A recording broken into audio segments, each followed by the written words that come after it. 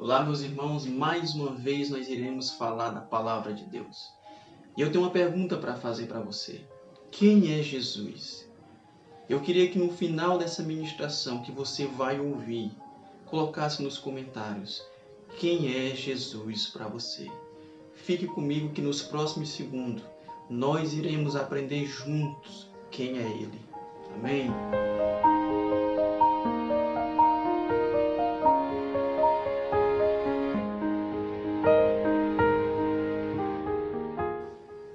Evangelho de Marcos, capítulo 4, versículo de número 35. Naquele dia, sendo já tarde, disse-lhe: passemos para o outro lado. E eles, deixando a multidão, levaram consigo, assim como estavam no barco, e havia também com eles outros barquinhos. Levantou-se grande temporal de vento e subiram as ondas por cima do barco, de maneira que já se enchia. E ele estava na polpa, dormindo sobre uma almofada. E despertaram-nos, dizendo-lhe: Mestre, não te importa que perecemos? E ele, despertando, repreendeu o vento e disse ao mar: Cala-te, aquieta-te. E o vento se aquietou-se e houve uma grande bonança. E disse-lhes: Por que estáis tão temerosos? Como não terdes fé? E sentiram grande temor e diziam uns aos outros: Mas quem é este, que até o vento e o mar lhes obedece? A Bíblia diz que Jesus estava nas margens do mar da Galileia, ensinando por parábola acerca do reino de Deus. E quem passa o dia todo ensinando, logicamente, ao final do dia vai estar exausto e cansado. E a Bíblia diz que chegando já tarde, Jesus ele entra no barco com os seus discípulos e ele diz: passemos para o outro lado. E no decorrer do percurso, a Bíblia diz que os discípulos começaram a navegar. Jesus pega um travesseiro e ele vai para a polpa do barco dormir. E nesse percurso, os discípulos são pegos por uma grande tempestade. Diz a Bíblia que o vento era forte, o mar estava agitado. Entendo eu que esses discípulos tentaram, de qualquer maneira, passar por aquela situação. Aliás, tinha entre eles pescadores, conheciam aquele mar, cada palmo daquele mar eles conheciam. Só que então o vento começou a ficar furioso, o mar agitado. E diz a Bíblia que o barco começou a se encher de água. E a partir desse momento nós encontramos aqui 3 perguntas. A primeira pergunta está no versículo de número 38. Os discípulos vão até Jesus e diz: Mestre, não te importa que nós perecemos? E a Bíblia diz que Jesus se levanta do barco, ele repreende o vento e ele fala para o mar: aquieta-te, cala-te. E disse que houve uma grande bonança. Aí então vem a segunda pergunta que está no versículo de número 40. Agora é Jesus que pergunta para os discípulos: por que vós sois tão tímidos? Não terdes vós fé? E diz que os discípulos, ao ver que o mar se acalmou, o vento cessou, eles foram tomados de um grande temor. Então vem a terceira pergunta, que está registrado no versículo de número 41. A terceira pergunta é entre eles. Eles olham um para os outros e diz: quem é este, que até o mar e o vento lhes obedece? E é justamente isso que eu quero falar hoje. Eu quero responder para você: quem é este que até o mar e o vento lhe obedece? Em primeiro lugar, ele é Jesus, o incomparável. É interessante que todos nós, gostamos de comparar as coisas. Temos essa facilidade da comparação. Comparamos as nossas escolas, faculdades, comparamos prédios, comparamos igrejas, comparamos grupos de louvor, bandas, comparamos os nossos casamentos, comparamos filhos. Quem nunca comparou uma resposta de uma prova e viu que era idêntica e foi se queixar com o professor porque a nota estava diferente? Na verdade, essas comparações, elas sim existem. Existe algo semelhante nessas comparações. Nós podemos sim até comparar, mas o que nós jamais podemos comparar é esse homem chamado Jesus, porque ele é incomparável. Lá no Evangelho de João, a partir do capítulo 7, versículo 35, a Bíblia vai dizer que Jesus estava numa cidade ensinando, curando, e os fariseus, os principais sacerdotes, ficaram incomodados com aquilo. Então ele ordena os oficiais irem prender Jesus, porque Jesus estava ensinando. E seria uma missão muito fácil de ser realizada, porque aqueles homens, eles eram acostumados a lidarem com ladrões, com bárbaros. Eles usavam de força. E essa missão era simplesmente fácil, porque eles não iriam prender nenhum ladrão, eles não iriam prender nenhum bárbaro, mas iriam prender um homem que pregava e ensinava o reino de Deus. Mas quando aqueles guardas chegam naquela cidade que Jesus está ali ensinando, eles cometem um equívoco, entre aspas eu falo. Eles pararam para ouvir a palavra de Jesus, eles pararam para ouvir o que Jesus ensinava. E diz a Bíblia que Jesus estava numa festa, no final dessa festa ele clama com grande voz: aquele que tiver sede, que venha a mim e beba. E quando terminou aquela festa, aqueles homens não foram capazes de colocar as mãos em Jesus, e eles tiveram que retornar para os fariseus e para os principais sacerdotes.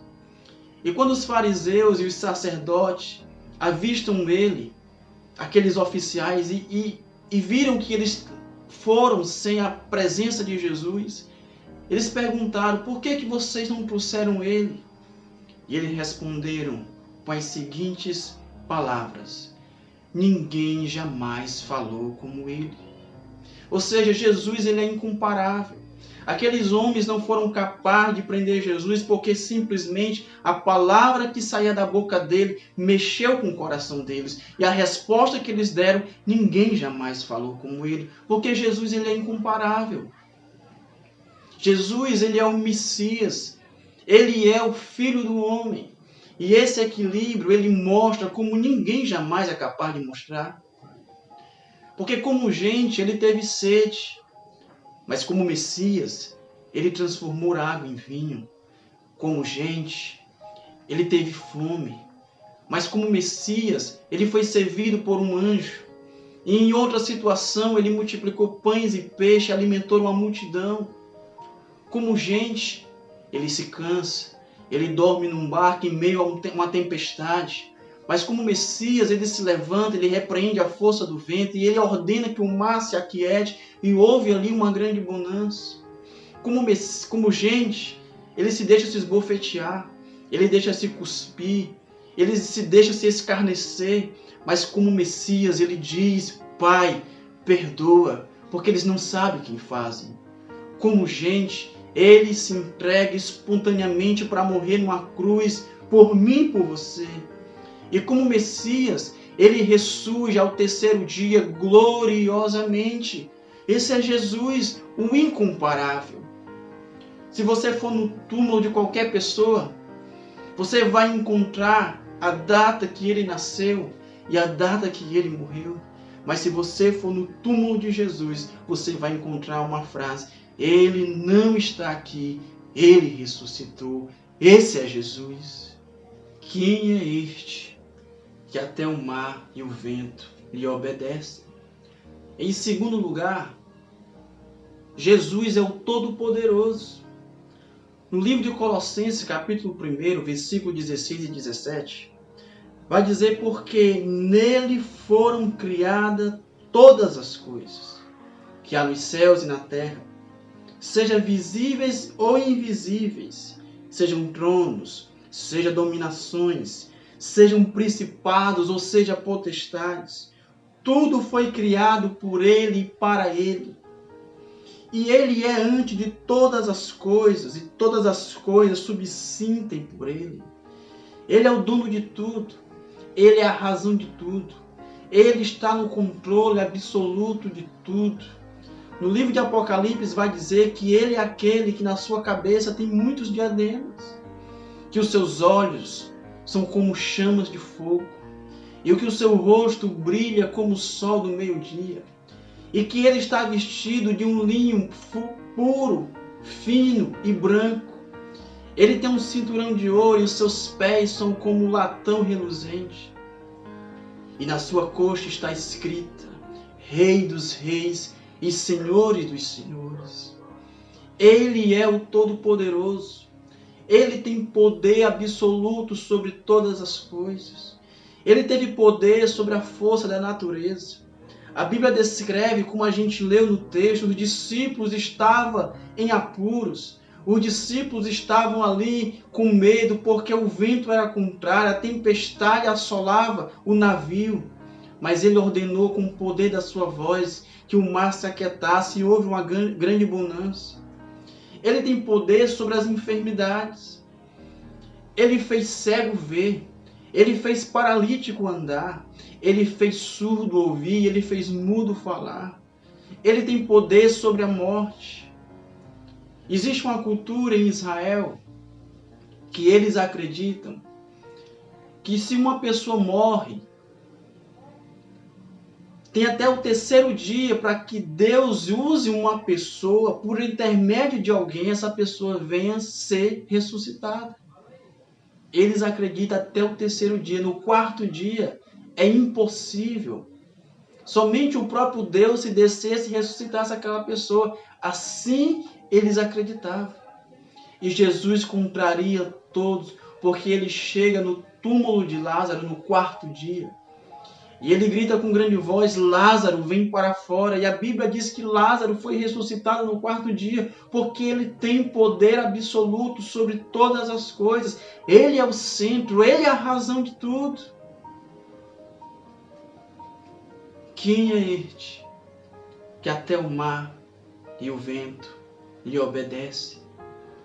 Ele é o Salvador. Em terceiro lugar, Jesus é o único que pode salvar a humanidade.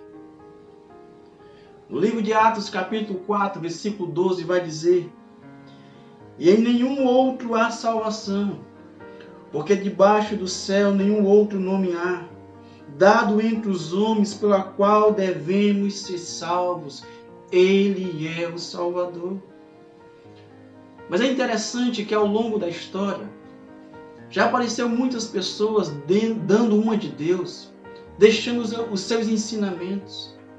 Apareceu um e disse que para o homem ser salvo, ele precisa renunciar aos seus desejos egoístas. Apareceu outro deixando o seu ensinamento, dizendo que o homem pode se salvar por si mesmo. O homem não precisa de Deus para ser salvo. E apareceu outro dizendo que para ser salvo, você precisa fazer caridade, você precisa fazer boas obras, assim você adquire a sua salvação. Um diz que é pelas obras, o outro diz que você não precisa de Deus, você pode se salvar a si mesmo. E o outro diz que é para você, que você deve renunciar aos seus desejos egoístas. Mas um dia, um homem chamado Jesus, se apresentando e contrariando o pensamento de todos, ele com grande voz disse: Eu sou o caminho, eu sou a verdade e eu sou a vida. Ninguém vai ao Pai a não ser por mim, a não ser através de mim. Eu sou o pão da vida, eu sou a água da vida. Somente Jesus pode salvar. Somente Jesus pode nos dar a salvação e nos livrar do inferno. A Bíblia diz que apareceu um certo homem chamado Nicodemos. E aquele homem tinha um poder muito de influência, aliás, ele era um líder. E ele admirou Jesus porque ele viu Jesus realizando milagres. E ele disse para o próprio Jesus: certamente você é de Deus, porque outra pessoa não conseguia realizar ou fazer o que você faz se não fosse de Deus. Talvez aquele homem pensasse que Jesus ia achasse o máximo porque foi elogiado por ele. Mas Jesus olhou para aquele homem e disse: você precisa nascer de novo. Ou seja, essa salvação a qual Jesus nos dá, ela não é por obras, ela não é por si mesmo, ela não é por renúncia dos nossos desejos, mas é por Ele. E para a gente adquirir essa salvação, precisamos viver aquilo que Ele disse para Nicodemos: nós precisamos nascer de novo. Precisamos aceitá-lo como nosso Senhor e como nosso Salvador das nossas vidas. Vida com Deus é uma vida de renúncia. Vida com Deus é viver o algo de Deus. Vida com Deus é mudar radicalmente os nossos atos. Mas eu quero deixar bem claro que não é por obras, não é por si mesmo, não é por ser bonzinho. A salvação é adquirida através do sangue de Jesus, através desse nome chamado Jesus. A Bíblia diz que Jesus chegou numa cidade chamada Cafarnaum. E a multidão, sabendo, foi ao encontro de Jesus. E quando Jesus avista essa multidão, Jesus olha para eles e diz: vocês não vieste aqui por causa dos meus sinais, mas vocês vieste porque eu multipliquei pães e peixes. E Jesus começou a dizer que Ele era o pão da vida, que Ele era a água da vida. E muitos ali não conseguiam ouvir aquelas palavras e começaram a dizer um para os outros: duro é esse discurso, quem poderá ouvir? E todos foram saindo, até que ficou só Jesus e os 12 discípulos. E Jesus olhou para eles e falaram: e vocês? Vocês também não vão com eles? Pedro então, cheio de ousadia, cheio de Deus, respondeu: para onde iremos nós, Senhor? Só Tu tens as palavras de vida eterna. Nós cremos que o Senhor é o Messias. Nós cremos que o Senhor é o Salvador da nação. De toda a nação. Quem é este que até o mar e o vento lhe obedece? Este é o autor da vida. Quem é este? Este é o Verbo que se fez carne e habitou entre nós, cheio de graça e de verdade. Quem é este? Este é a semente da mulher que nasceu para esmagar a cabeça da serpente. Quem é este? Este é a esperança da igreja. Quem é este? Este é o desejado das nações. Quem é este? Este é aquele que João Batista, quando viu, disse: eis aí o Cordeiro de Deus que tira o pecado do mundo. Quem é este? Este é o príncipe da paz. Quem é este? Este é o leão da tribo de Judá. Quem é este? Este é o Salvador. Quem é este? Este é aquele que nos arrancou da morte do inferno. Quem é este? Este é aquele que se entregou espontaneamente numa cruz, mas ao terceiro dia ressuscitou.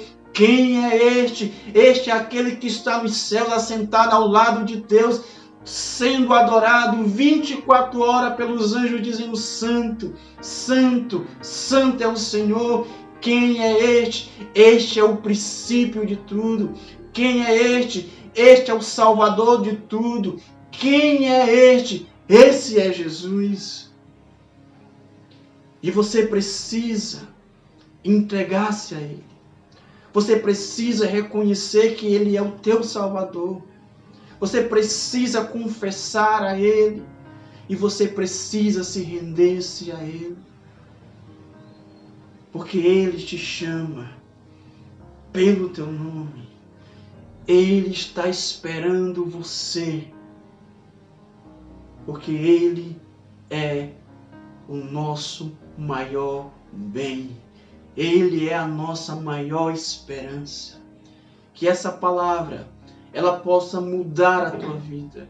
E que você venha reconhecer que Jesus é a razão de todas as coisas. Que Deus te abençoe. Em nome de Jesus. Amém.